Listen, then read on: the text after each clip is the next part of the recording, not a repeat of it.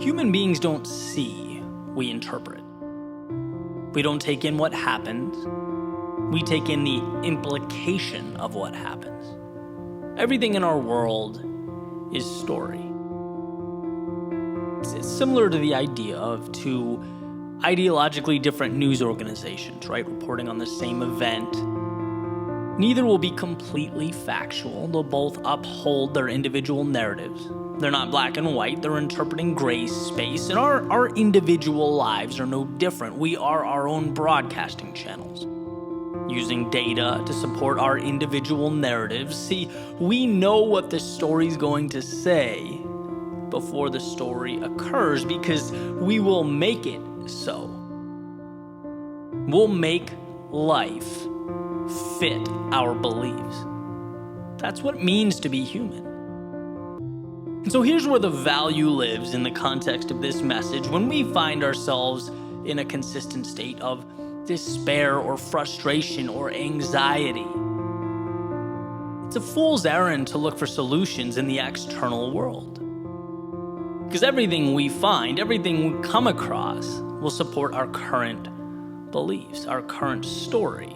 That's what will keep playing in our heads, and it's why money can't bring fulfillment and another person can't take you from incomplete to content. It's why status will never equate to happiness. Those acquisitions are like putting premium fuel in a car with a broken engine. It's just not the answer that we hoped it would be.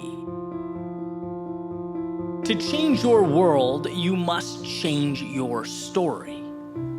Whatever it is that needs to be changed.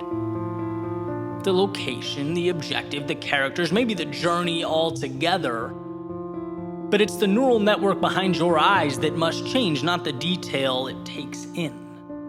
And so if you feel stuck or feel like where you want to be seems unrealistic, you have to know right now that the very fact you think that way is the problem.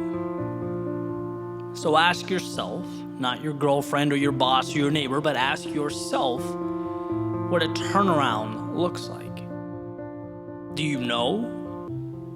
Or have you acclimated to being unhappy?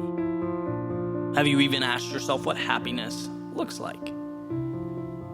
Or is your personal broadcasting channel so hell-bent on ensuring your life outlook stays the way it is that it's not even paying attention to the data it takes in? See, I believe wholeheartedly that the first step in any facet of transformation is remembering that you have control, that things in your life that bring you down or hold you back can be changed. In fact, the very things working against you can work for you. But you have to be aware. You have to think about it. Now, I'm not a believer in magic, right? I don't think you sit back, say, I don't want to be unhappy ever again, snap your fingers and smile until the end of eternity. But I do believe that once we're aware of our manufactured shackles and our self-imposed limitation, we can start chipping away, doing the 1, 2, or 3 small things every day, tiny swings at the tree until it falls.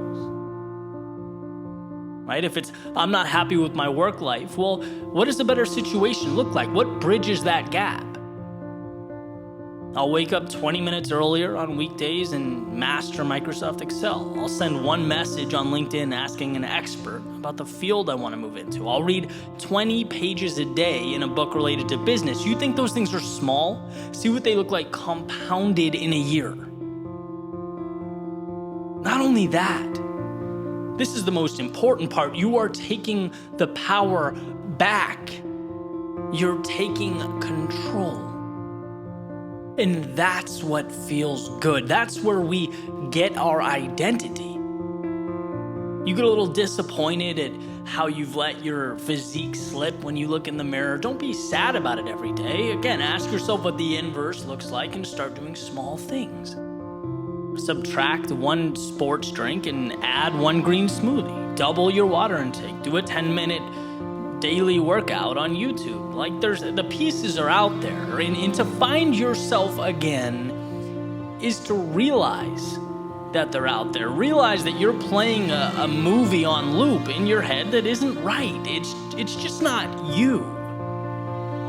And well, what movie do you want to be playing? In an ideal world, scroll through the library, find it, click play, and start doing the small things that make it real.